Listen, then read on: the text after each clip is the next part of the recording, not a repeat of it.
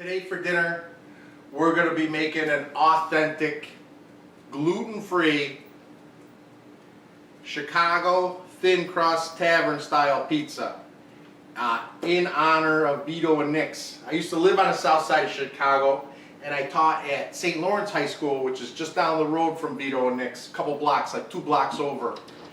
And I love their pizza. And I got this book right here, More Diners, Drive-Ins, and Dives. This guy right here, Guy Fieri, he went to Vito and Nick's, and you can watch on YouTube his whole time there. They make the pizza dough right in front of you, and some of the things they have there is in their pizza dough. They use flour, water, milk, 2% milk, yeast, and salt. That's all they use.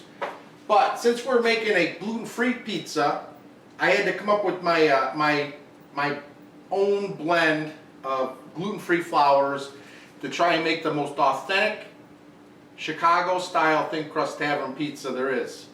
And something I know is always these thin crust.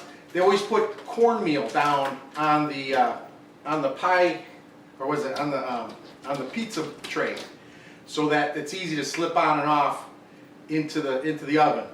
And so it has this flavor of this of cornmeal. And some pizzerias in Chicago will even put cornmeal in the pizza themselves. Almost all the deep dish pizzas have cornmeal in it. Not all, but almost all. Now you got to remember, pizzerias in Chicago, like pizzerias everywhere. Even though you're going there and you're going, oh, this is the Chicago thin crust tavern, every pizzeria tries to make their own recipe, make it a little bit different. Same thing with deep dish. Even though it's the same, you go to each pizzeria, it tastes a little different because they put a little something different in the dough. So I have my blend. I've been working on this, experimenting, and what I found the best way to make this is I use 2.5 cups of King Arthur gluten-free flour, 00 flour, Neopolitan-style, and this has gluten-free wheat in it. So there's wheat in this, but it's gluten-free wheat. It gives it a more authentic flavor. Now, to get it to rise a little better as a thin crust, I also put in 1 cup of King Arthur brand gluten-free bread flour. This also has gluten-free wheat in it, and there's all different other stuff. So this is for Neapolitan pizza, this is for bread. I mix those guys together. So 2.5 cups of this, 1 cup of this, and then I used to put a little corn flour in it, but the crust was a little bit dry. So now what I put in there is I put in a 1/2 cup of King Arthur gluten-free cornbread mix. It's got cornmeal in it and other stuff. Now this makes gluten-free flour in a pizza, if you're making a thin crust pizza, or if you're making a deep dish pizza, instead of using the cornmeal itself, which dries out the crust with all these gluten-free flours, use this gluten-free cornbread. It moistens it and makes it more chewy. So it makes it more like authentic, like a real pizza that's not a gluten-free pizza. So using this gluten-free cornbread mix in Chicago-style pizzas not only gives it this awesome flavor, but it gives it the chewiness that makes it texture-wise like a real Chicago pizza. All right, so we got our cheeses. We got some pizza sauce that we're going to have to modify a little bit. Chicago pizza sauce is sweeter than most pizza sauces. So I got my local Wegmans pizza sauce, and it's delicious, smooth, it's delicious, but I'm going to have to add a little sugar because there's no sweetness in it whatsoever besides the sweetness of the tomatoes themselves. We're going to be putting a little honey in there with our yeast. Instead of just white sugar, we're going to be using a little honey. Also, this cornbread mix has sugar in it also, so you don't have to add white sugar to these mixes. But I'm going to add white sugar to my pizza sauce to sweeten up a little bit. And lucky enough, living in upstate New York, we got awesome Italian sausage here. So I got some Gianelli Italian sausage, some of the best Italian sausage in upstate New York right here. So we're going to put this on our pizza. And I got some authentic Chicago style hot giardiniera. So we'll have a sausage giardiniera pizza in our oven, and it's going to be delicious. So come on, let's make it. Okay, let's start with our yeast. So I got my yeast pack here, whole pack instant yeast. I'm gonna add that. This is gluten-free pizza, so we're not gonna have any gluten development, but this will help make the bread dough a little softer and more bubbly, a little more air pockets in it. I'm gonna use honey because I love the flavor.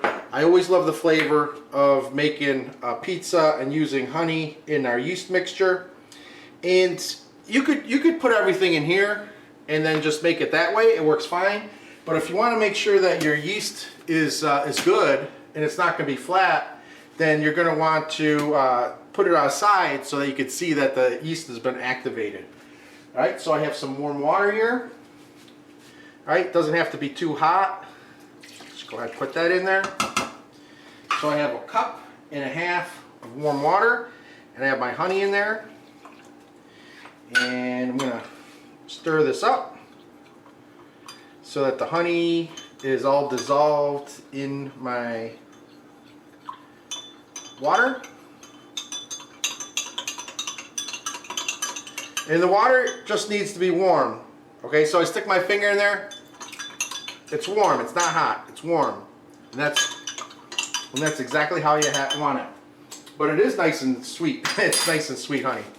So let's go ahead and throw my instant yeast in here. That's all set. Give it a nice stir to get that yeast activated, dissolved and activated. It really loves that honey water. So the honey, to me, adds just a little, and this is really starting to go right away. You can see that this is good yeast. It's starting to activate. So we just set that aside, and the honey adds a nice flavor to it. Now that we have this over here, we can go ahead and start adding some dry mix over here. So I have a half cup. This is a half cup of cornbread mix, right? And it contains cornmeal. It adds an awesome flavor without being overly cornmealy. It has awesome flavor to the pizza crust. It really does. And then I'm going to add, this is gluten-free bread flour. Now this gluten-free pizza flour from King Arthur, this 00, is awesome for Neapolitan pizzas. It's awesome. But Chicago pizzas don't have the same flavor of crust as the Neapolitan pizzas. So, and when you want it to rise better, this bread flour from King Arthur, there's 1 cup. This bread flour puts more air pockets in your pizza. It makes it chewier. I noticed that if I use just this flour to make like a thin crust pizza or a deep dish pizza, it might taste good, but it's a very hard, crunchy, not really cracker crunchy, but really like I don't know how to explain it, but it's just like a dry crust, like an overcooked dry pizza crust. Flavor's okay, but the texture isn't right.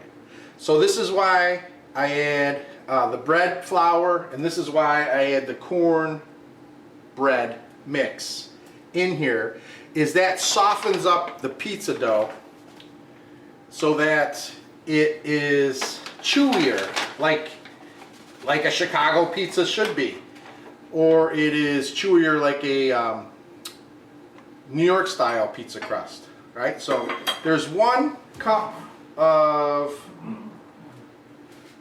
my gluten-free pizza flour, right? There's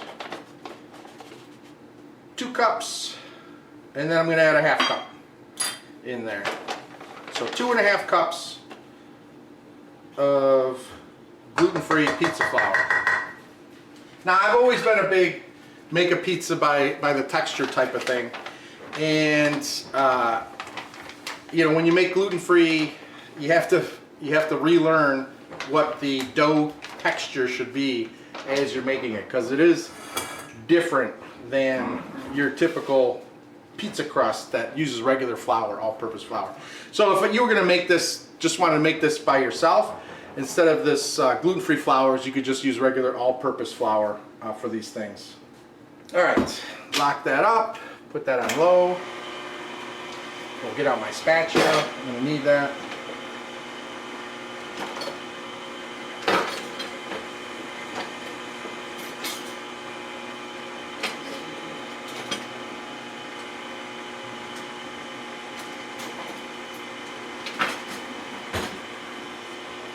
All right, this is nice and mixed up. All right, so I'm adding all my yeast mixture. I'm gonna add 3/4 cups of 2% milk. So here's 1/4 cup, 2/4 cup, 3/4 cup. Go ahead and add that in there. And then I'm gonna add 1 tablespoon of olive oil. And I know someone's gonna be upset with me with this, but I like to add the flavor, so I got my my garlic herb basting olive oil. And I could use regular olive oil, but this really adds a nice flavor to it. So there's 1 tablespoon.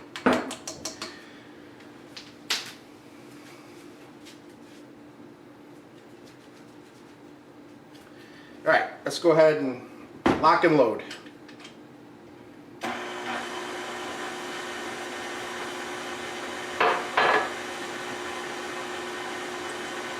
The only thing I haven't added is the salt. I'll add a little bit of salt later.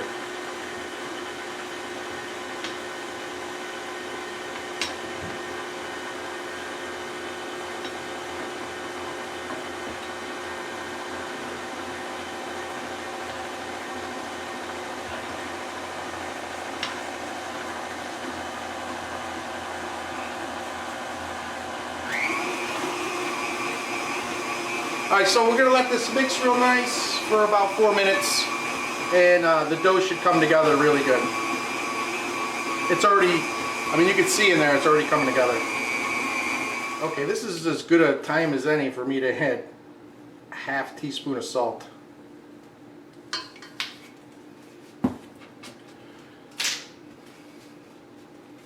And then let it mix some more.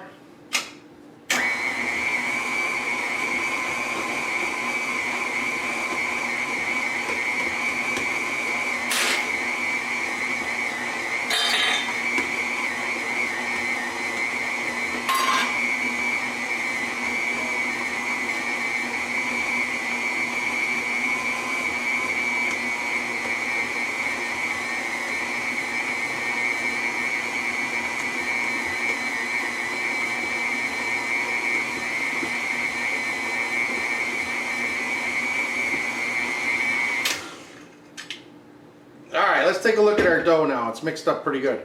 All right, you'll see something I noticed about the different texture for a gluten-free pizza. All right, look, you can poke it. It's got elasticity. There's no gluten in here, but it's got elasticity, which is nice. But it's sticky, right? And I could add flour. I could just put some more flour in there and make it harder, like a pizza dough I want. But I noticed the more hydrated the dough is, the better the crust comes out when it's gluten-free. Something else I noticed is that I'm going to let this rise, and I'm going to put it in the refrigerator for, you know, overnight or 2 or 3 days, whatever, so it continues to, you know, get flavor in it from the yeast. The yeast is still activated. It's got a nice dough sound to it.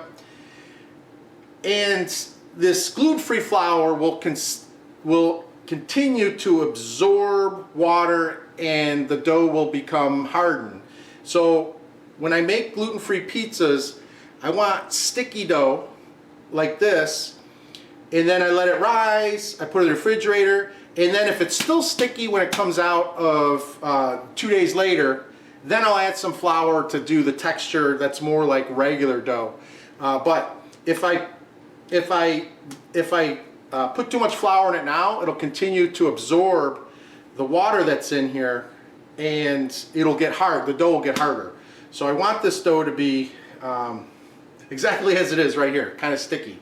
it is like, it's surprising to me that this stuff is like pizza dough.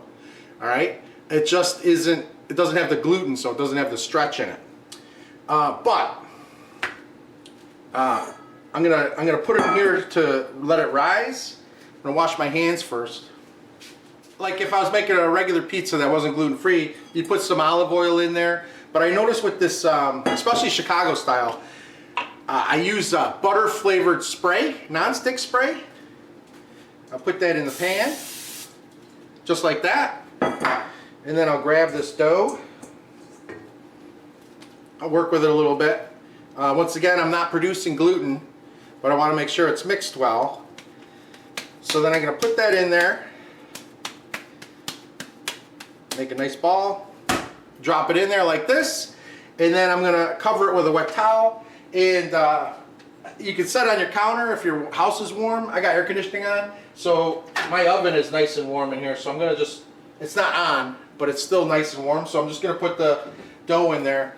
And so that this doesn't get hard, I'm going to give it a little spray on top instead of coating it with olive oil. Maybe one on that side too. So it's a little oil, and that keeps it from getting crusty. You know, it dries out and gets crusty. So let me get a wet towel, cover this up, stick in the oven. I'm going to leave it in there for 2 hours. And then I'm going to take it out, split it into 2 pizza balls so I can make 2 pizzas from this. And I'm going to put them in containers and then put them in the refrigerator for a couple days. But I already have some dough out there. We'll get it and start rolling out our pizza. Let me go ahead and cover this. Just like that.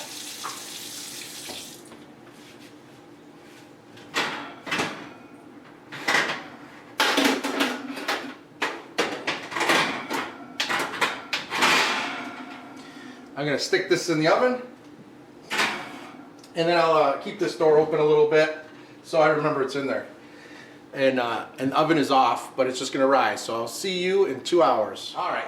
So this has been in there for only 1 hour. Ooh, look at this. Look at how soft and bouncy. So this is the pizza dough we made. Oh, it's so light and airy. Look at this. Look at inside there. All those air bubbles. This is what we want so that we get a nice chewy pizza dough crust. All right, so I'm going to split that up and put it in a couple containers. Put it back in the fridge. So yeah, I'm just going to take this. I don't need to weigh this out. This would be great. Like, look how good that is. That's fantastic, right? So we're going to pop that down a couple times. And then I'm going to put this in the refrigerator for a couple days. It's just for the flavor. I can cook this dough right here. You could cook this dough right here if you wanted to. You don't have to wait overnight or two. This is gluten-free pizza dough. It's not, we're not waiting for gluten to be made and stretching this. This is gluten-free pizza dough. I just want to make sure that it's about 2 of the same sizes. And then I'm going to pack these up in a couple containers, and I'm going to put them in the fridge, and then we'll take it out in 2-3 days and make 2 more pizzas. 1 pizza, 2 pizzas. Here's some dough, made the same way. It's about 4 days old, and you can see I had sprayed this down with that butter spray.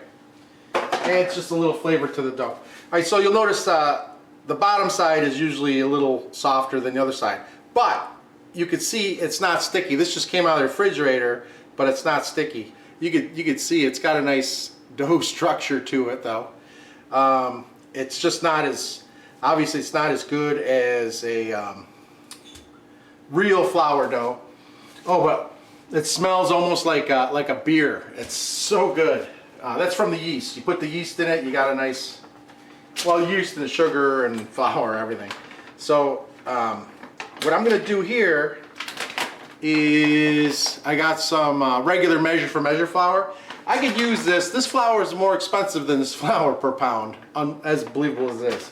And if all we need is just flour to put up here, you could also put down cornmeal if you wanted for this, but I don't do that. So I got this side's a little wetter than the other side. I'm gonna put some flour on that. And it just came out of the refrigerator, so it's cold. So I'm going to work with it a little bit. as it warms up.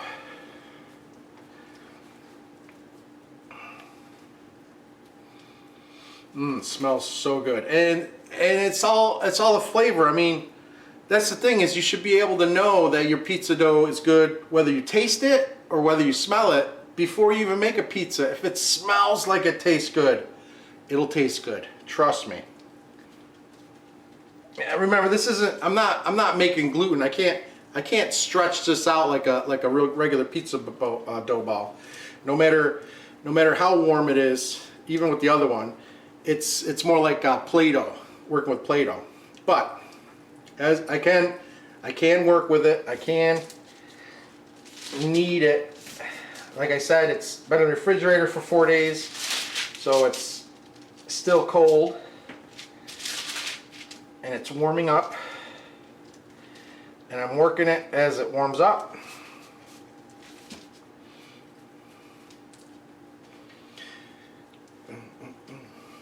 This pizza is so good. Everybody loves it. Everybody loves it. And I'm telling you, if I had guests over, like if I don't live in Chicago anymore, but I've lived in Chicago and I made this, and I had guests over, they wouldn't know. They would say, oh, you know, this is really good. They wouldn't know it's gluten-free. That's the thing, is I can't even buy a good gluten-free pizza that tastes good at a lot of places. It's impossible.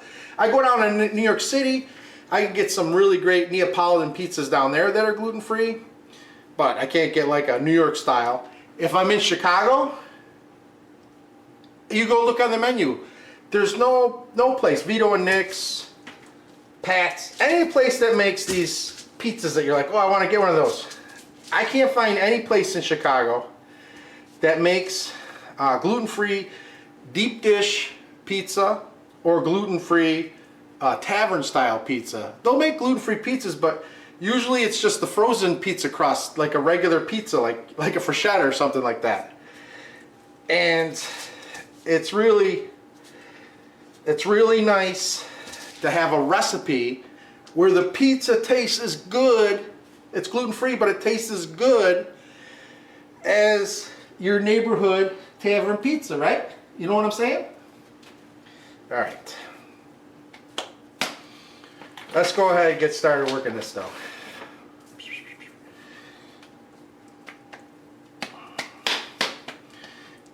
Now, the real trick to making a really good tavern style pizza is to be able to roll it out while the dough, making sure your dough is good enough. But, oh, speaking of it, yeah, being able to roll it out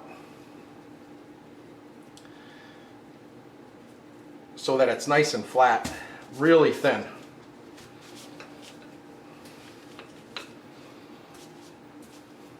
And I'm going to work with this dough. It's almost like a cookie dough, like if you were making sugar cookies or Christmas cookies. Not as sticky as that, but almost the consistency like that. You can see like you're rolling out cookie dough. And you know, this is what you do for a thin tavern style pizza, is you roll it. You don't care about the fact that you're not going to get a big puffy pizza. That's not what this is. They actually, like if I was making this with real flour, I'd actually have to perforate little holes in it so that the yeast didn't continue to rise, the dough didn't continue to rise with the yeast active, because then it wouldn't be thin enough. So that's an advantage of it being a gluten-free pizza, is you don't have to worry about that happening. Is that it's not going to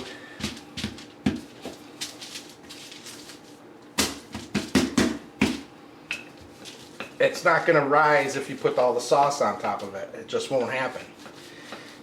Your biggest problem is to make sure that you actually have a crust that has a little chew left in it. I know some people talk about the cracker crust, the crunchy cracker crust, and some places do that. But that's not where I'm from in Chicago, or where I was living. It wasn't about a cracker. The dough was about having all that cheese on there, and then having a really thin, firm thin, chewy crust. So I'm going to roll this as thin as I possibly can. And the great thing about this is it will hold up. It will hold up with all the toppings on it.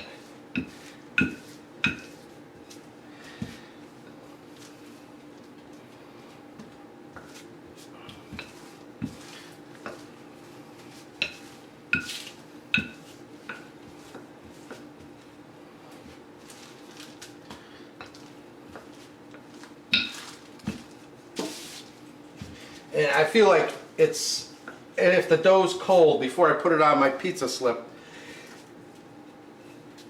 it sticks together better. It holds up together. I can do this and then flip it on. When it gets warmer, just like any dough, it's going to get softer.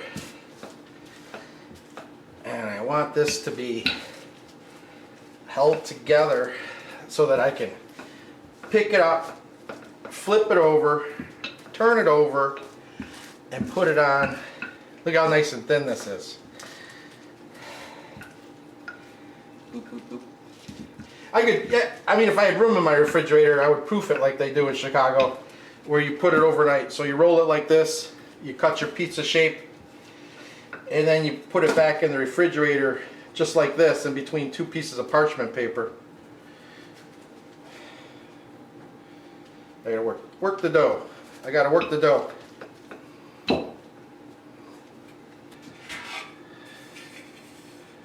All right, here we go. Okay, so look at this. This is how they do it at Vito and Nick's too. They throw it in a machine and then they cut it. They cut it into a perfect circle. You go ahead and watch that. Diners, drive-ins, and dives, and you could see right there on YouTube. You could see them making the pizzas at Vito and Nick's. All right.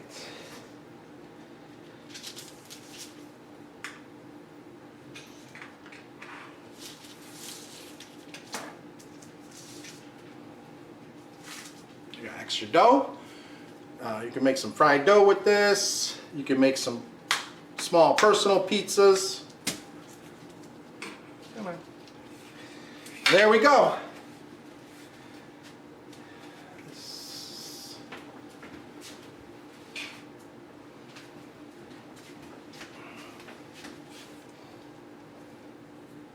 So now, believe it or not, I have this sitting here. Let's see how thin it is. Done with that. This is what I'm talking about. They said at Pat's, they said the pizza should be 9 pieces of paper thick. Look how nice and thin that pizza is. Now what you do is, this is called proofing it. You can I could put another piece of parchment paper, and I could put this in a container and put it in the refrigerator overnight, or I could just let it sit on a counter for an hour, a half hour. Get down. Put it on the counter for an hour, a half hour, and you let this side dry out a little bit. This is going to be the bottom, because what I'm going to do is I'm going to throw some cornmeal on here, and then I'm going to flip the whole thing onto this, and then this will be the bottom where it's drying out, and the bottom will be the top where it's a little bit moister. Okay, so that gives you a nice good char on the bottom. Okay, so we're going to let this sit for an hour, and then we're going to be ready to put all the toppings on and throw in the oven. So you get your favorite jar of pizza sauce. All right, this is good. You can just throw it on there. But in Chicago, it's funny because it's like they put sugar in everything. They got sugar in the spaghetti or the pizza sauce, and spaghetti sauce too. Sweeter. This pizza sauce from Wegmans, very good stuff. It has a great flavor to it. And it sure has sugar in it. Let's see. It says, oh, there's no sugar in this. That's why. There's no sugar. That's nice, though. I mean, if you're keto or whatever, there's no sugar in this. But there is, the sauce is sweet in Chicago. The sausage has extra sugar in it in Chicago. So this is one teaspoon of sugar, just a teaspoon of sugar. So a teaspoon of sugar makes the pizza sauce go down. All right. Like I said, this pizza sauce is fine. Now, you don't have to do this, but I like to add a little roasted garlic herb in there. So I'm going to shake a little bit in there. Shake, shake, shake.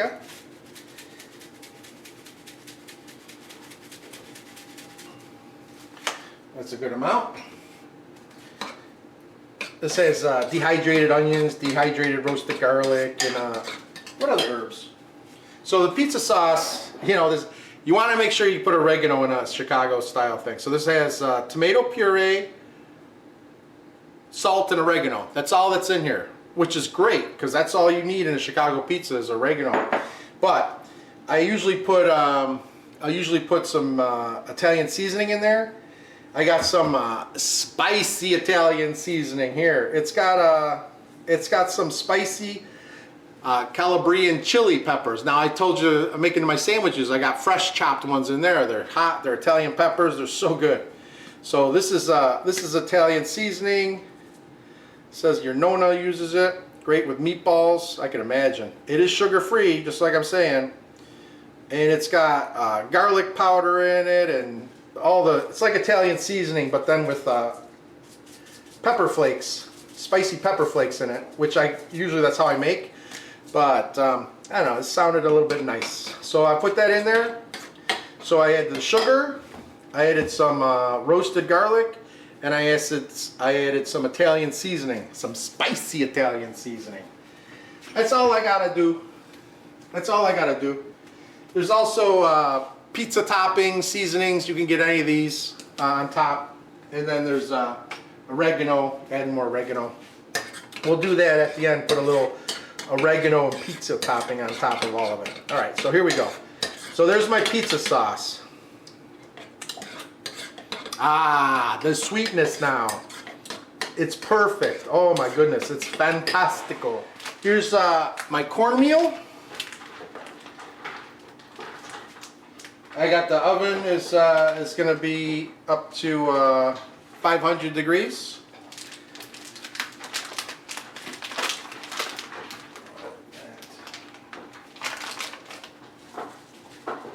Oops. It doesn't make a difference how much you put on there. You just want to make sure especially with gluten-free crusts, they're stickier than regular dough. So you want to make sure you have enough cornmeal on there. And that was something I never knew until I moved to Chicago. Even at home, like grandma pie, everybody puts cornmeal. Everybody puts cornmeal in their pizza doughs. Not like restaurants, like everybody does it, and it's a good taste. It's got a nice little crunch to it. Now, the thing is with gluten, like if you're making a regular pizza with regular flour, you could add cornmeal, but with the gluten-free flours, the cornmeal, it absorbs too much water and it dries out that flour too much. All right, so here we go. Take this, and I do this 1,000 times, but maybe today it won't work. And you flip it over, boom, just like that. And yeah, put it right on there. All right, look. So that's what the cornmeal. See how that slides so good? Slides all over, like it's like marbles.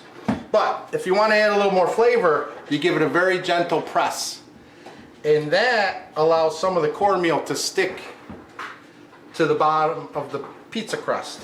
All right, so not only is it used just to slide it back and forth, but you can do something like that, and then there's cornmeal stuck to it also. So there's cornmeal used to let it slide around, and then there's cornmeal.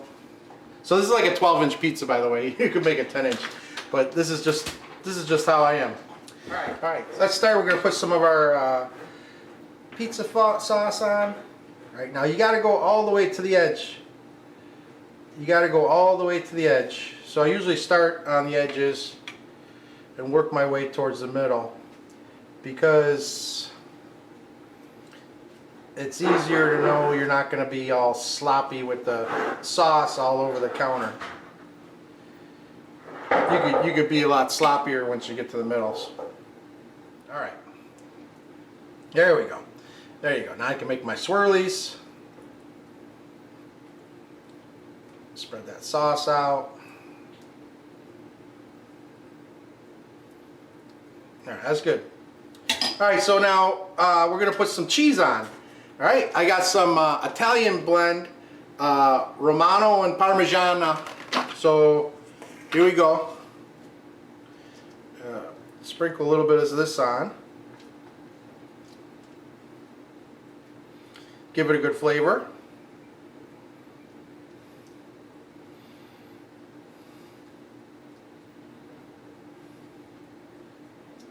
That's good. You don't need too much. And then what kind of cheese you're going to use? Alright, you could use a provolone mozzarella mix. Shred up some provolone. You want to go put a little Fontina or some Asiago in there, go ahead. You could even do a little Monterey Jack if you like it to be a little fatty. Alright, I got some part skim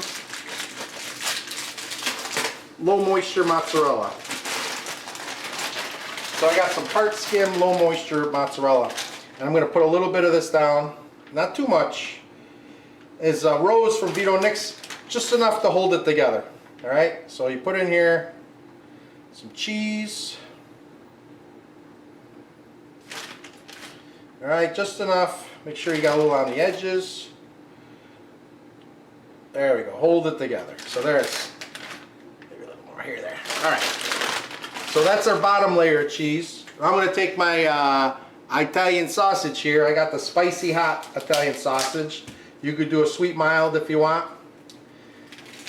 But I like spicy hot, so that's what I got. You get whatever sausage you want. You can make the sausage from scratch if you can't find some place that makes good Italian sausage. There's plenty of videos on YouTube. Alright, so I'm going to take this, I'm going to flatten it out, squeeze it, and I'm just going to spread this all around here. Right up to the edge. Okay. Now I got this on. I got my hot Chicago style jardinera from this is Chicago Johnny's, but you could go online. There's all types of companies you can buy your hot jardinera from. This is in olive oil, so this has hot peppers, carrots, red peppers,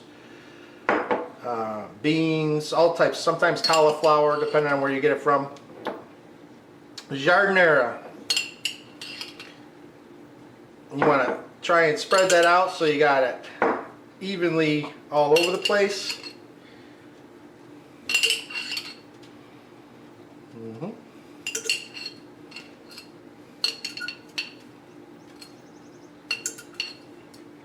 Like I said, this is packed in olive oil, so you could drizzle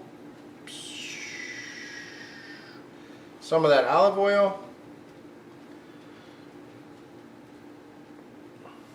You gotta be careful not too much, because it runs off the side, your oven starts smoking, then you got fire alarms going off, you got all kinds of problems. Alright, so now we're gonna add our cheese on top to hold it together.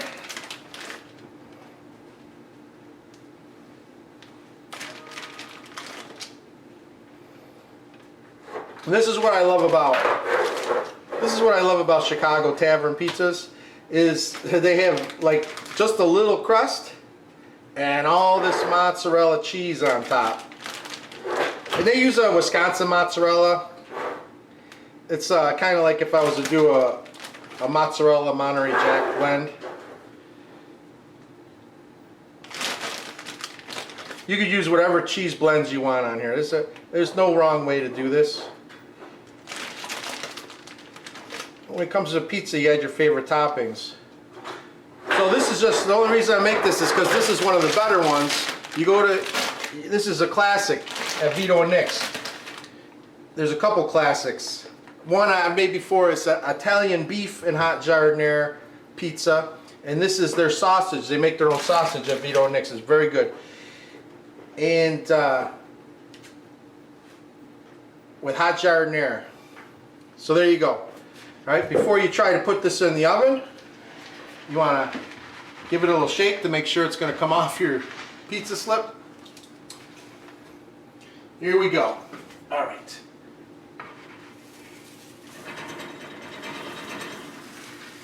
Perfect. Shit, that one's a little...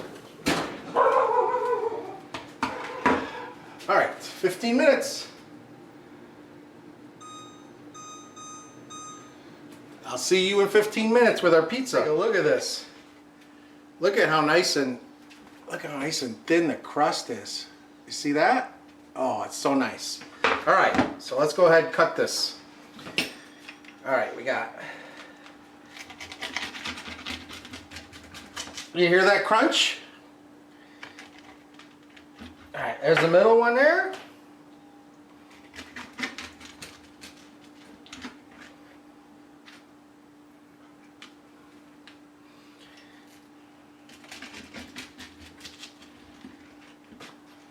All right, let's get this way, right down the middle.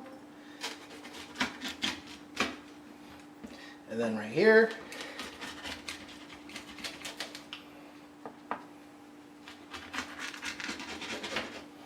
All right, so 500 degrees, 15 minutes. You want to make sure you don't put too much grease on top, or else your oven will start to smoke. Let's take a look at this piece right here. Oh my goodness, spicy. Look at the bottom. Look how it holds up. You see that? Look at that.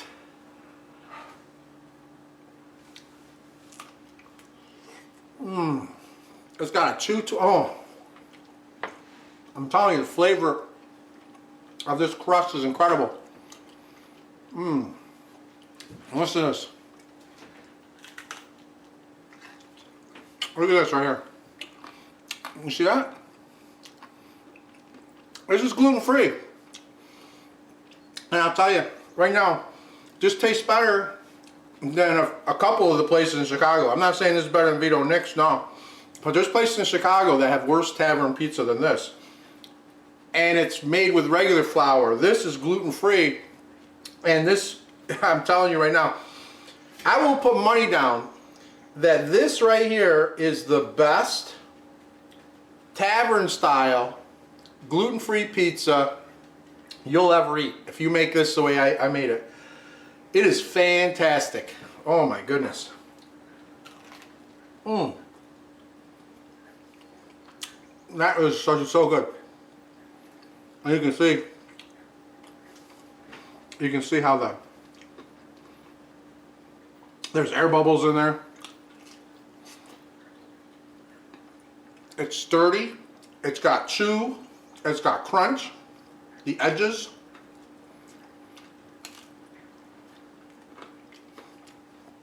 You see that?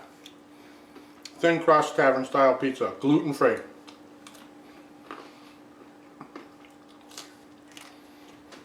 You can go right to King Arthur's, put it in the link below. You can go right to King Arthur's website and have all of these flours delivered to you. Gluten-free cornbread mix, gluten-free bread flour, gluten-free pizza flour. You can have it all delivered to you.